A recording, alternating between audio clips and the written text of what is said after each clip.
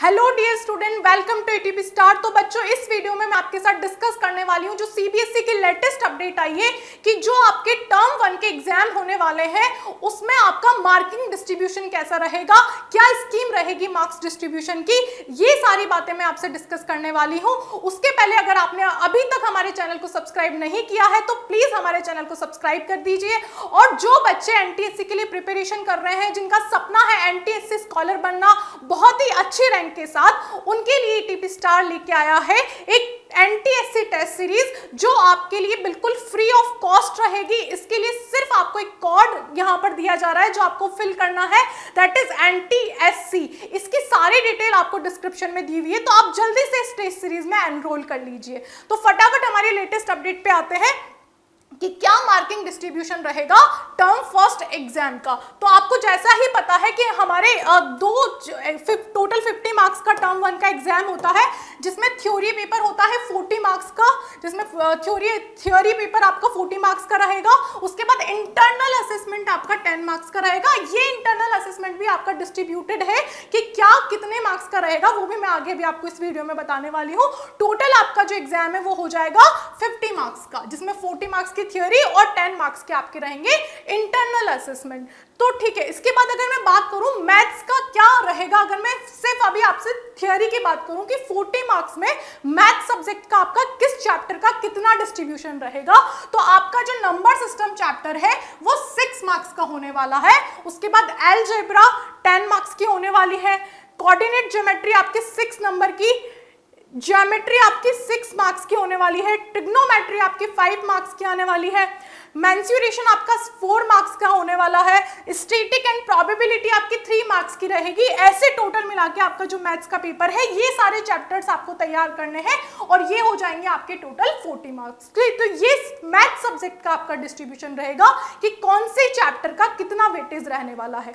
इसके बाद बात करूं मैं यार साइंस की आपसे, तो साइंस में देखो आपका chemical substance, nature and behaviour जो आपका चैप्टर 1, 2 एंड 3 है, जो साइंस बुक का आपका चैप्टर 1, 2, 3 है, वो टोटल मिला के आपका 16 मार्क्स का होने वाला है। मतलब इन 3 चैप्टर में आपके 16 नंबर के क्वेश्चंस पूछे जाने वाले हैं। उसके बाद वर्ड ऑफ लिविंग चैप्टर 6 जो आपका है वो अकेला आपका 10 मार्क्स का है।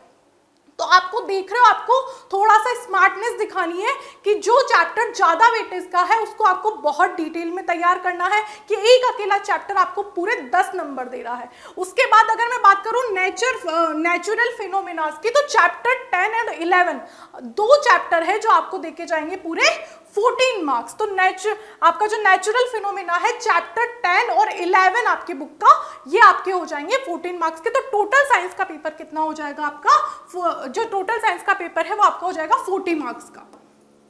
टोटल साइंस का पेपर हो जाएगा आपका 40 मार्क्स का। तो ये तो हो जाएगी आपकी साइंस की थ्योरी, ये हो जाएगी आपकी साइंस की थ्योरी, ठीक है, जिसमें 16 आपका चैप्टर 1, 2, 3। और अकेला यहाँ पर ध्यान देने वाली बात क्या है, अकेला आपका जो चैप्टर 6 है वो 10 मार्क्स का आने वाला है, ठीक है। तो इस पे आपको बहुत ज्यादा ध्यान देना है। उसके बाद चैप्टर 10 और 11 आपके 14 मार्क्स के आने वाले। तो ये बात हो जाती है हमारी साइंस की। तो ये तो मैथ्स और साइंस की थ्योरी की बात हो गई।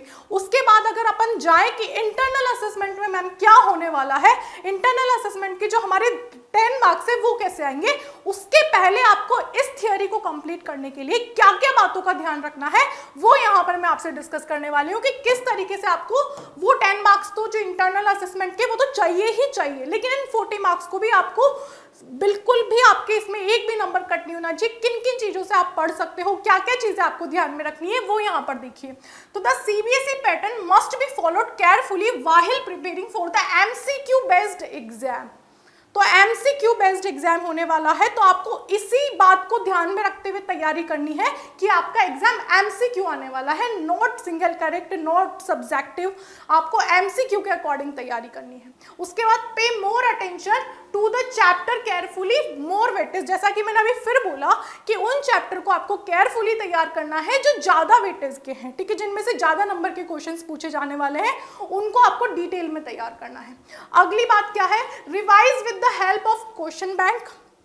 क्वेश्चन बैंक से पढ़ो, NCERT solutions, NCERT books and previous year questions paper. आपकी जो एनसीईआरटी बुक्स है एंड एनसीईआरटी सॉल्यूशंस है, जो क्वेश्चंस बैंक है, और सबसे ज़्यादा इंपॉर्टेंट जो है प्रीवियस ईयर क्वेश्चंस पेपर, ये बहुत ज़्यादा इंपॉर्टेंट है। ये तो आपको करने ही करने हैं कि आपको इससे आइडिया लगेगा कि आपके लास्ट ईयर के कैसे क्वेश्चंस आए थे, तो अभी आपके कैसे क्वेश्चंस आने वाले हैं। तो ये सारी चीज़ें आपको, ये जो 40 मार्क्स की थ्योरी आपकी आने वाली है, उसके लिए ध्यान में रखनी है। अब बात आती है, अब बचे हैं हमारे 10 मार्क्स। इनके लिए हमको कैसे तैयारी करनी है कि ये 10 मार्क्स के लिए क्या करना है। वैसे तो ये पूरे 10 में से 10 आपको मिलने चाहिए, ठीक है। तो इनका डिस्ट्रीब्यूशन कैसे सीबीएसई करेगी वो मैं आपको दिखाती हूँ। इसकी जो स्कीम है मार्क्स डिस्ट्रीब्यूशन की, वो रहेगी, आपके जो पीरियोडिक असेसमेंट आपके हैं वो 3 नंबर के रहेंगे। आपके जो पीरियोडिक असेसमेंट होते हैं वो 3 नंबर के रहेंगे। तो प्लीज़ बच्चों, आपके जो पीरियोडिक असेसमेंट होते हैं उनको बिल्कुल भी आपको हल्के में नहीं लेना है, उनके लिए भी आपको बहुत अच्छे से तैयारी करनी है। 3 नंबर आपके ये हो जाते हैं। उसके बाद मल्टीपल असेसमेंट आपके जो रहेंगे वो क्या रहेंगे, 2 नंबर के रहेंगे, ठीक है। मल्टीपल असेसमेंट के बाद सब्जेक्ट का जो प्रैक्टिकल वर्क है, जैसे आपको कोई प्रोजेक्ट दिया जा रहा है, कोई मॉडल बनाने के लिए दिया जा रहा है साइंस में, तो ये वाला आपका हो जाएगा 3 नंबर का। तो ये इन सब चीज़ों में आपको पार्टिसिपेट करना है और बिल्कुल अच्छे से अच्छे नंबर लाने की कोशिश करनी है। उसके बाद पोर्टफोलियो में आपको 2 नंबर मिलने वाले हैं। तो यार देखो, ऐसा नहीं होता कि 10 में से 8 आपको मिल गए तो भी आप सेटिस्फाई हो, 10 में से 9 नंबर, क्योंकि ये नंबर तो यार कटने का कोई वही बनता ही नहीं है। तो 10 में से 10 आपके ये जो इंटरनल असेसमेंट है इसके नंबर आने ही चाहिए। तो सीबीएसई ने जो इंटरनल असेसमेंट को ब्रेक किया है वो इस तरीके से किया है कि आपके जो पीरियोडिक असेसमेंट है उसमें से 3 नंबर, और जो मल्टीपल असेसमेंट है उसमें से 2 नंबर, प्रोजेक्ट वर्क में आपका 3 नंबर, और उसके बाद पोर्टफोलियो में आपके रहेंगे 2 नंबर। तो ये रहेगा आपका टर्म 1 का जो मार्क्स डिस्ट्रीब्यूशन है, वो तो इसी के अकॉर्डिंग आपको तैयारी करनी है। क्या क्या इंपॉर्टेंट चीजें आपको यहाँ पर ध्यान में रखनी है, एमसीक्यू पेपर है तो उसी के अकॉर्डिंग तैयारी करनी है। जो ज़्यादा वेटेज का चैप्टर है उसको बहुत डिटेल में केयरफुली पढ़ना है, और जो आपका एनसीईआरटी बुक्स है, एनसीईआरटी सॉल्यूशंस है, और मोस्ट इंपॉर्टेंट आपका जो पीवाईक्यूज पेपर है वो बिल्कुल आपको देख के जाना है एग्जाम से पहले। तो ये सारी चीज़ें आपको ध्यान में रखनी है। ये तो 40 मार्क्स की बात हुई। इसके लिए आपको प्रोजेक्ट और मॉडल वगैरह में भी पार्टिसिपेट करना है और बहुत अच्छा परफॉर्म करना है, और पीरियोडिक असेसमेंट के नंबर भी आपको पूरे में से पूरे लाने हैं, ठीक है। तो ये सारी चीज़ें आपको बिल्कुल ध्यान में रख के तैयारी करनी है। तो जल्दी से आप कमेंट बॉक्स में बता दीजिए कि आपकी तैयारी कैसी चल रही है, टर्म 1 की कितना सिलेबस आपका हो गया, और अगर आपको प्रॉब्लम आ रही है तो कौन से सब्जेक्ट और कौन से टॉपिक पे आ रही है, ठीक है। तो इस ऐसी और भी लेटेस्ट अपडेट के लिए आप चैनल को सब्सक्राइब कीजिए और वीडियो को लाइक करिए। Thank you so much.